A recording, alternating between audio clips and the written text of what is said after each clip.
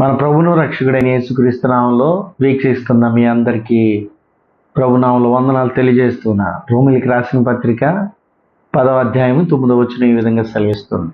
యేసు ప్రభువు అని ఒకడు నోటితో ఒప్పుకొనని, యేసుక్రీస్తు ప్రభువు మృతుల్లో నుంచి తిరిగి పునరుద్ధానుడై తిరిగి లేచాడని హృదయమారా తన యొక్క హృదయంతో అంగీకరించిన యెడల వ్యక్తి రక్షింపబడతాడని అపోస్తలుడైన పౌలు పరిశుద్ధాత్మ అభిషేకముతో ప్రేరణతో రోమీయులకు రాసిన పత్రికలో రాస్తున్నాడు.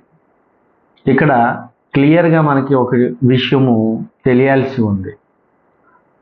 యేసుక్రీస్తును అంగీకరించిన ప్రతి ఒక్కరు కూడా అర్థం చేసుకోవాల్సింది ఏంటంటే, యేసును ఒక రక్షకుని యొక్క కోణంలో మాత్రమే అర్థం చేసుకుంటే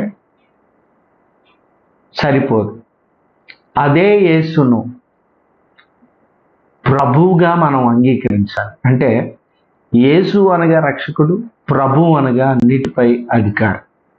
మన జీవితంలో ప్రతి విషయం మీద, ప్రతి సందర్భంలో, ప్రతి సమస్యలో, ప్రతి శోధనలో, ప్రతి వేదనలో, ప్రతి అనారోగ్య పరిస్థితిలో ఆయన సార్వభౌమాధికారం కలిగినటువంటి ప్రభువు అని, ఆయన మాత్రమే మన జీవితాన్ని ఏలుతాడని ఒక నిశ్చయతకు ప్రభు అయిన యేసుక్రీస్తును అంగీకరించిన ప్రతి ఒక్కరు కూడా రక్షకునిగా మరియు ప్రభువుగా రెండు విధాలుగా మనం అంగీకరించినట్లయితే అప్పుడు నిజమైనటువంటి క్రైస్తవ రక్షణ అనుభవం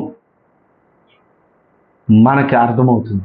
ఆ రీతిగా మనమందరం కూడా యేసయ్యను ఒక రక్షకునిగా మాత్రమే కాకుండా ఆ రక్షణ మనకి కలిగించనై ఉన్నటువంటి ఆ నరకాగ్ని నుంచి తప్పించనై ఉన్నటువంటి ఇదే యేసును, ఈ యేసునే ప్రభువుగా మనం అంగీకరించి ఆయన యొక్క అధికారమునకు ఒప్పుకున్నట్లయితే మన జీవితం, ఆత్మీయ జీవితం చాలా అభివృద్ధి చెందుతూ ముందుకు వెళ్తుందని ప్రభు పేరట ప్రేమతో మనవి చేస్తున్నా. దేవుడు మిమ్మను ఆ విధంగా దీవించి నడిపించి ఆ విధంగా నడవడానికి ప్రభు ఆత్మ సహాయం మనకందరికీ దయచేయాలని కోరుతూ, మరిన్ని వీడియోస్ కోసం ఈ ఛానల్ని సబ్స్క్రైబ్ చేసుకోండి, లైక్ చేయండి. దేవుడు మిమ్మను అత్యధికంగా దీవించి ఆశీర్వదించునుగాక. ఆమేన్.